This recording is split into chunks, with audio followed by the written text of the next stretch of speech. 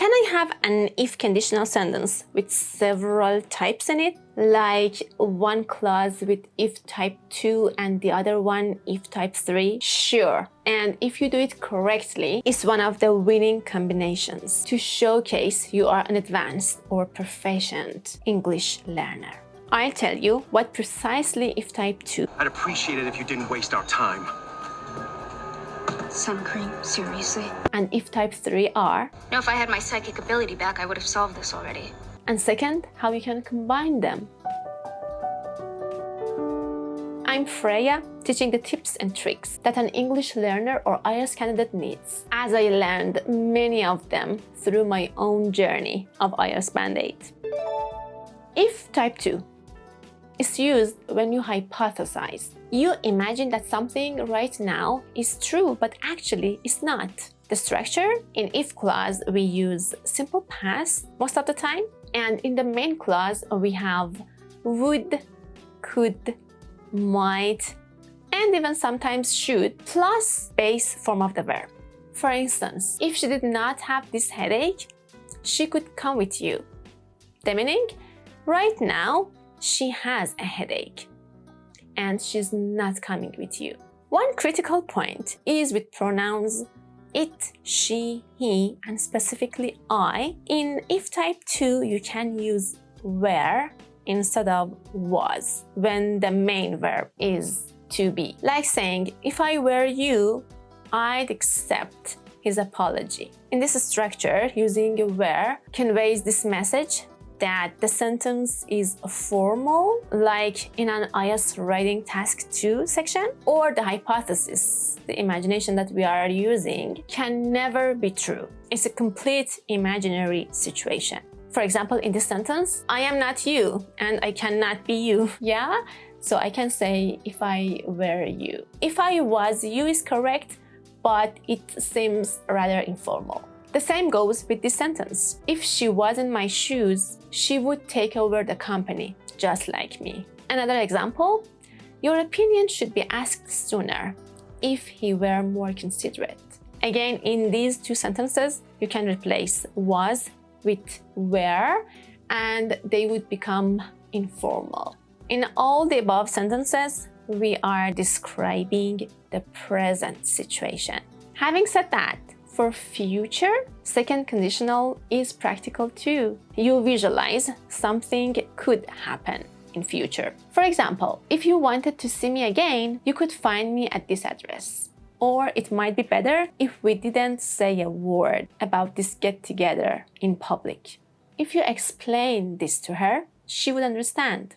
This is again for future, and I'm guessing that if the first part, the condition, happens, the second part, the main clause, happens too. If type 3, this is a theoretical situation in the past. You guess what could happen in the past or could not happen, yet it happened the opposite way. The structure in if clause, we have past perfect tense, and in the main clause, we have could, would, might, or should, plus have, plus past participle. For example, in the past, in the real world, your father used to be busy with his job all the time. And now you can say, if my father had been less busy with his job, we could have traveled more together. Or with the same meaning, use the negative form. If my father had not been busy with his job that much, we could have traveled together more. Another case, we all were born in our home country, right? But what if we imagine the country was different? For instance, if I had been born in Germany, learning German would have become far easier. So you see, if type 3 is perfect for thinking about your past and imagining that what if things had been differently. Now, mixing type 2 with type 3. There are mostly two cases to have this mixture. Let's begin with this. When the if clause, the condition, is related to the past, but the imaginary result is in the present time, the mixture would be if clause made of type 3 and main clause made of type 2. such as if dinosaurs had not been extinct, we humans could not exist on this planet. Something happened in the past.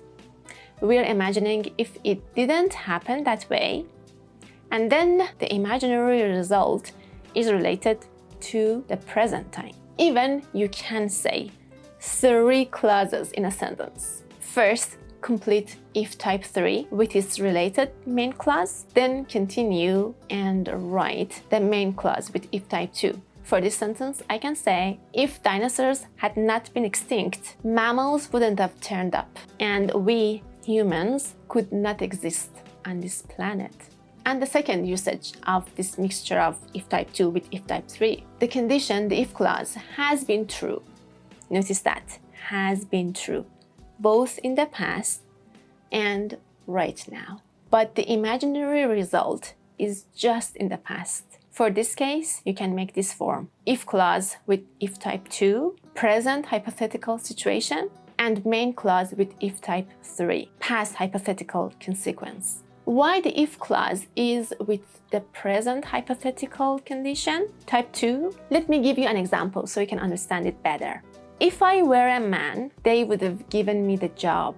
What's the philosophy here of using if I were a man, not using if I had been a man? Because the condition, not being a man, is still valid. So there's no point in mentioning the past time. What wasn't true 10 years ago is not true right now. So let's just stick to the simpler version, if type 2. Other examples: if I didn't have so much work, I would have gone to the party last night. Again, why I'm using if type 2 for if clause? Because my job hasn't changed from last night until now. My working hours, my days off are still the same. And the listener or the reader understands that from the context, from saying last night. Next one, I could have understood them if I spoke Japanese. In this case, I cannot speak Japanese right now, and obviously I couldn't speak it last year or last decade. At the end, I'd like to share 2 critical tips with you. Number 1, when mixing, use an adverb of time or a phrase of time, like what I did in this sentence. I would have come to the party last night. This helps to avoid confusion and can be helpful both for yourself and for your reader or listener.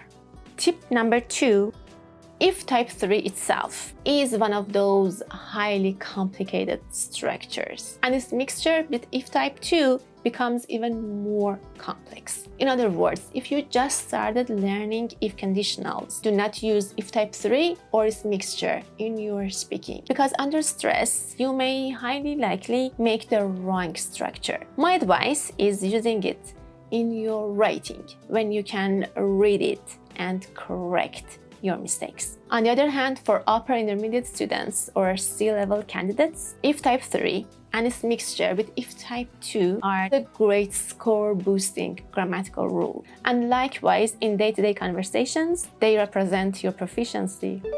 I hope you found this video quite useful. If you learn this mixture properly, don't hesitate to share some of your examples with me in the comments. If you'd like to see more videos like this, subscribe so you can be notified of the next videos. I'll see you in the next. Stay safe. Bye!